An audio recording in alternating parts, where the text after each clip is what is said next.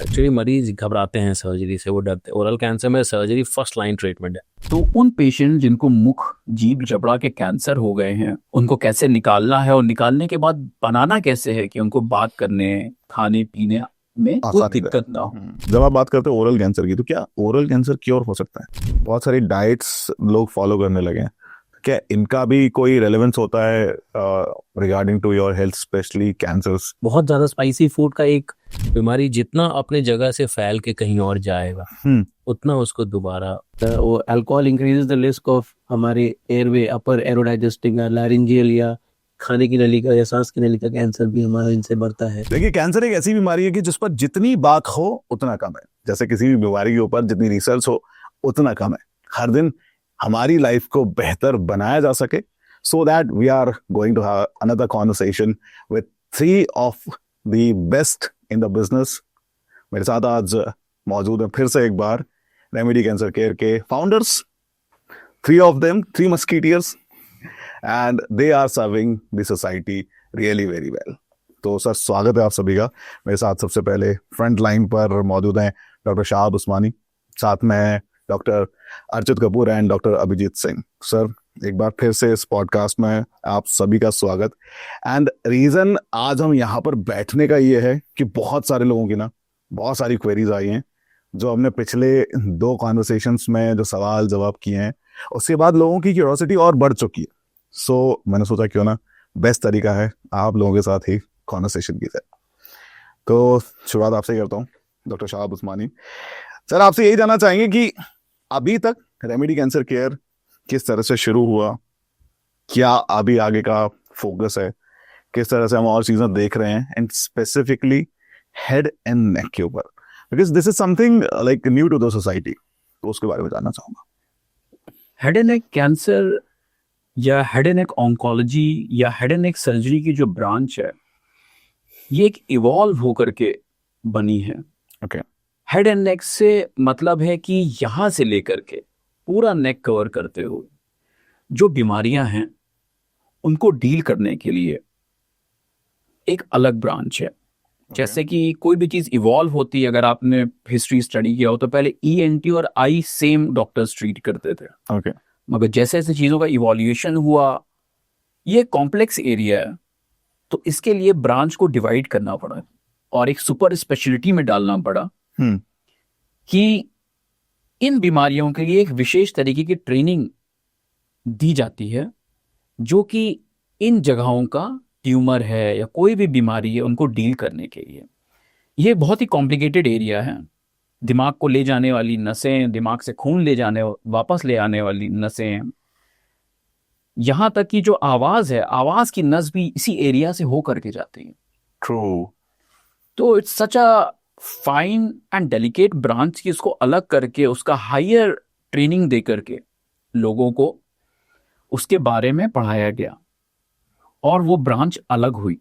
इंट्रेक cancers, जैसे कि मैंने पिछली बार बताया था कि we are the world head and neck cancer की कैपिटल हैं।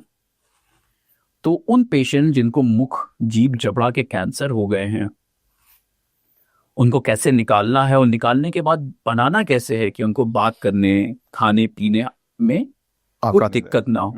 तो इस हेड एंड नेक में क्या क्या चीजें आती हैं? हेड एंड नेक में बेसिकली आता है आपका दिमाग के नीचे का पोर्शन। दिमाग के ऊपर का पोर्शन न्यूरो सर्जरी में, दिमाग के नीचे का जितना आंख के पीछे की चीजें, नाक का परेशानी, नाक के ट्यूमर्स, नाक के कैंसर्स, मुंह जीभ जबड़ा, गले में थायराइड कैंसर, पैरोटिड या लार ग्रंथि जिसे कहते हैं उसके ट्यूमर्स, उसके कैंसर्स, कान के ट्यूमर्स, कान के cancers. So it's a quite a big branch, और जिसमें कि बहुत ही डिटेल्ड और मिलीमीटर के फाइन एनाटॉमी इन्वॉल्व होती है। So it's that level of super specialised surgery. तो अब मैं शिफ्ट करना चाहूंगा अपना फोकस। डॉक्टर अभिजीत सिंह हमारे साथ हैं। तो अभिजीत सर, एक बड़ा ही एक ऐसा क्वेश्चन है, थोड़ा सा डरावना होता है लोगों के मन में, क्योंकि कैंसर का नाम सुनते ही लगता है कि एवरीथिंग इज लॉस्ट, अब वो मृत्यु ही नजर आ रही है। तो सवाल यही है कि जब आप बात करते हैं ओरल कैंसर की, तो क्या ओरल कैंसर क्योर हो सकता है? ओरल कैंसर डायग्नोसिस के बाद, देखिए इसका सीधा सवाल जवाब तो यस है। ओह। हाँ, डायग्नोसिस के बाद एक बार जब बीमारी पता चल गया तो हम लोग कैंसर को स्टेज कर देते हैं, तो हमें पता चलता है कि ये अर्ली स्टेज है या ये एडवांस स्टेज। तो जो हम पुराने स्टडीज़ हुए हैं जिसमें देखा गया है कि जो अर्ली स्टेज के कैंसर होते हैं, स्टेज 1 स्टेज 2, जो बस अपने लोकल एरिया में ही बीमारी फैली है और वो वहाँ से गले में, छाती में, शरीर में कहीं नहीं फैला है, बीमारी केवल अपने जगह पे ही थी और उसको सक्सेसफुली सर्जरी करके जड़ से उखाड़ के निकाल दिया गया, वो कैंसर मरीज 90% तक ठीक हो सकता है। 90% तक। 90% is a very reasonable score. हम 20 ईयर्स के फॉलोअप के पेशेंट्स भी देखते हैं जो हमारे पास आते हैं, जो कभी हमारे टीचर्स ने ट्रीट किए थे, जो आज बहुत ही अच्छे हैं। अगर आपने डायग्नोसिस में लेट हो गया, अगर आप थोड़ा या तो डायग्नोसिस लेट हुआ या ट्रीटमेंट में डिले हो गया, कहीं जांचों में लोग डिले कर देते हैं, और या फिर कीमोथेरापी में देखता हूँ एक कॉमन ट्रेंड चल रहा है कि सर्जरी ना हो के एक्चुअली मरीज घबराते हैं सर्जरी से, वो डरते हैं। ओरल कैंसर में सर्जरी फर्स्ट लाइन ट्रीटमेंट है, ओके, लेकिन मरीज घबराते हैं कि सर्जरी ना हो, कुछ कीमोथेरापी ले लें, बीमारी छोटा हो जाए, श्रिंक हो जाए। हाँ, लेकिन वो ट्रीटमेंट नहीं है। तो अगर आपने सर्जरी नहीं कराया और कीमोथेरापी लिया, कीमोथेरापी से जब तक कैंसर रिस्पॉन्ड किया तो आपको थोड़ा लाभ दिख रहा था, जैसे ही कैंसर ने कीमोथेरापी पर रेजिस्टेंस पाया वो तुरंत बढ़ गया साइज में, और अब आपका अप स्टेज हो गया बीमारी। तो अब स्टेज 3 स्टेज 4 में आप आ गए, और वैसे मरीज को ठीक होने की संभावना कम होने लगती है।